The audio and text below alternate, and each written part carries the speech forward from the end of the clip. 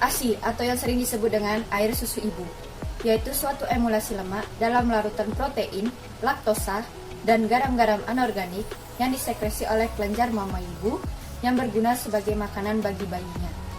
ASI biasanya diberikan selama 2 tahun. Pemberian ASI pada bayi sangatlah penting, terutama dalam periode awal. Oleh karena itu, bayi diberikan ASI eksklusif, yaitu ASI yang diberikan selama 6 bulan tanpa menambahkan makanan atau minuman, walaupun hanya air putih. Berikut ini ada 3 pembagian jenis ASI. Yang pertama ada kolostrum, yang diproduksi sekitar 1-4 hari. ASI ini pertama kali keluar sejak kelahiran bayi. Memiliki warna putih agak kekuningan dan teksturnya cenderung kental. ASI ini penting karena banyak zat gizi di dalamnya seperti protein, lemak, mineral, dan imunoglobulin. Yang kedua ada ASI transisi. Diproduksi sekitar 5-10 hari.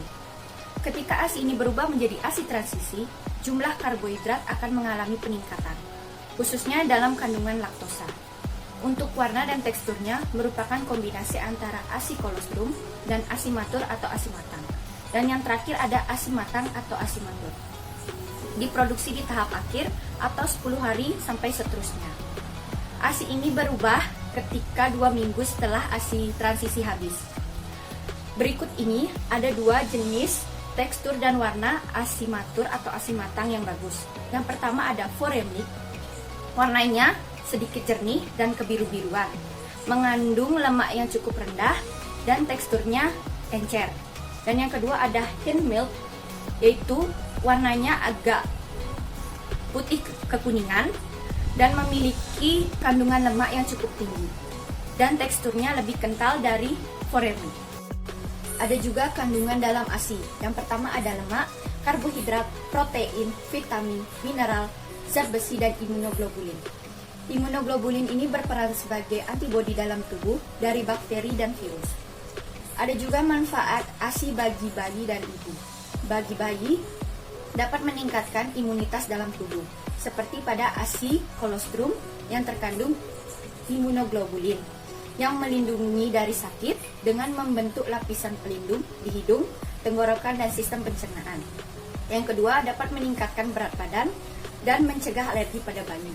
Sedangkan bagi ibu, dapat menurunkan berat badan setelah melahirkan, mencegah diabetes sekitar 4-12% per tahun, dan mencegah kanker payudara.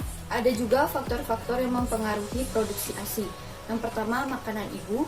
Yang kedua, ketentraman jiwa dan pikiran. Yang ketiga, penggunaan alat kontrasepsi.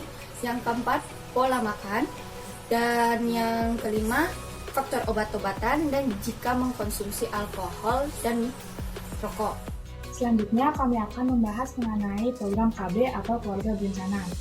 KB adalah program skala nasional yang dibentuk untuk menekan angka kelahiran dan mengendalikan pertambahan penduduk di suatu negara demi tercapainya kemajuan, kestabilan, dan kesejahteraan ekonomi, sosial, serta spiritual setiap penduduknya. Program KB di Indonesia telah diatur dalam UU Nomor 10 Tahun 1992.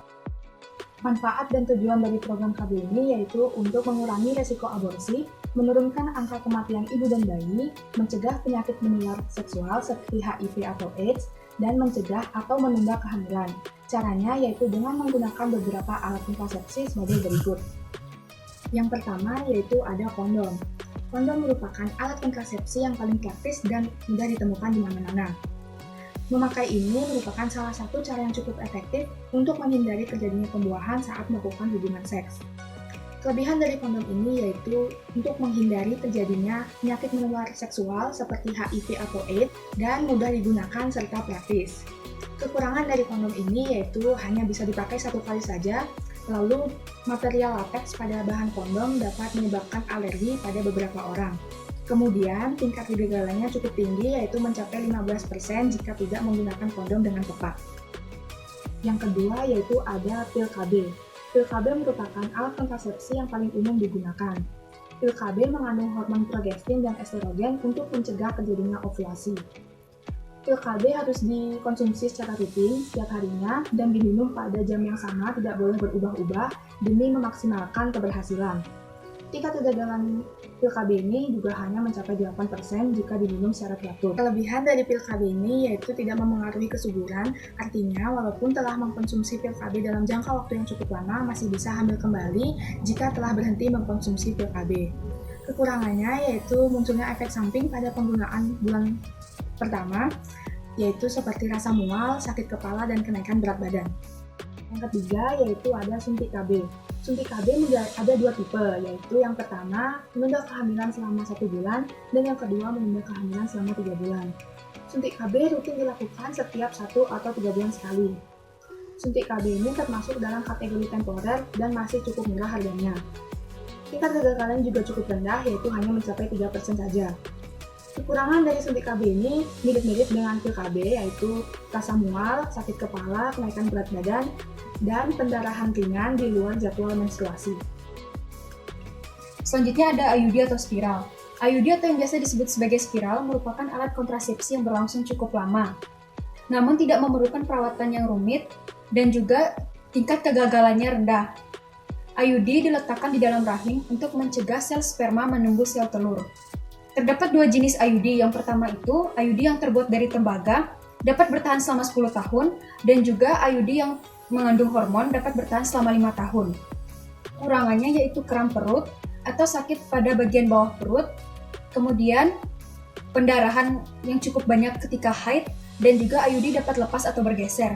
Ketika lepas, dapat keluar bersama dengan darah menstruasi. Selanjutnya ada KB implan atau susuk. KB implan atau susuk merupakan penanaman sebuah benda kecil seukuran dengan batang korek api pada lengan bagian atas, seperti pada gambar di samping. Jangka pencegah kehamilannya itu yaitu 3 tahun, dan tingkat kegagalannya hanya 1%. Kekurangannya yaitu nyeri pada lengan bagian atas atau tempat susuk atau implan itu dipasang, kemudian kenaikan berat badan, dan haid yang tidak teratur. Selanjutnya ada vasektomi dan tubektomi atau KB permanen. Vasektomi adalah tindakan KB permanen yang dilakukan pada pria dengan cara menutup saluran diferensnya. Efek sampingnya yaitu bisa terdapat darah pada air mani, kemudian memar pada testis beberapa bulan pasca operasi, rasa tidak nyaman, dan juga pembekuan darah. Sedangkan tubektomi adalah tindakan KB permanen yang dilakukan pada wanita dengan cara menutup saluran tuba falopi sehingga sel telur tidak dapat masuk ke dalam rahim. Efek sampingnya yaitu nyeri panggul atau pinggang dan infeksi pasca operasi. Kelainan sistem reproduksi. Salah satu sistem organ yang rawan akan serangan penyakit atau kelainan adalah sistem organ reproduksi yang disebabkan oleh bakteri, virus, dan jamur. Gangguan sistem reproduksi ini dapat terjadi baik pada wanita maupun pada pria. Kira-kira apa saja ya gangguan sistem reproduksi? Yuk simak pembahasan kali ini. Gangguan pada sistem reproduksi wanita. 1. Gangguan menstruasi. Dapat dibedakan menjadi 2 jenis, yaitu amenore primer atau tidak terjadi menstruasi sampai usia 17 tahun tanpa perkembangan seksual sekunder. Dan yang kedua, amenore sekunder, tidak terjadi menstruasi selama 3-6 bulan atau lebih, terjadi pada wanita yang telah mengalami siklus menstruasi. 2. Kanker serviks adalah di mana keadaan sel-sel tidak normal tumbuh di seluruh lapisan epitel serviks. Ini disebabkan oleh HPV atau Human Papilloma Virus. Akibatnya melakukan hubungan seksual dengan banyak pasangan. Penanganannya dengan mengangkat uterus, oviduk, ovarium, sepertiga bagian atas vagina, dan kelenjar limpa panggul. 3. Kanker ovarium. Gejalanya berupa rasa berat pada panggul, perubahan fungsi saluran pencernaan, atau mengalami peradangan pada vagina abnormal. Penanganannya bisa dilakukan dengan cara pembedahan dan kemoterapi. 4. Endometriosis. Jaringan endometrium terdapat di luar uterus. Jaringan endometrium dapat tumbuh di sekitar ovarium, oviduk, atau jauh di luar uterus. Gejalanya berupa nyeri perut, pinggang terasa sakit, dan nyeri pada saat menstruasi. 5. Infeksi vagina. Gejala awal dari infeksi vagina adalah keputihan atau gatal-gatal. Penyebabnya antara lain infeksi, jamur, atau bakteri. Gangguan pada sistem reproduksi pria. 1. Hipogonadisme. merupakan penurunan fungsi testis yang disebabkan oleh gangguan interaksi hormon testosteron dan androgen, menyebabkan infertilitas, impotensi, dan tidak ada tanda-tanda kepriaan. Penanganannya bisa dilakukan dengan cara terapi hormon.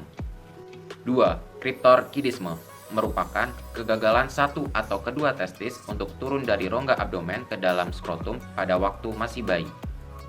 3. Uretritis merupakan peradangan uretra dengan gejala rasa gatal pada alat kelamin pria dan sering ingin buang air kecil. 4. Prostatitis adalah peradangan pada bagian prostat yang disebabkan oleh bakteri, misalnya bakteri E. coli. 5. Epididymitis yaitu infeksi yang terjadi pada saluran reproduksi pria. Gangguan ini disebabkan oleh bakteri seperti E. coli dan Chlamydia.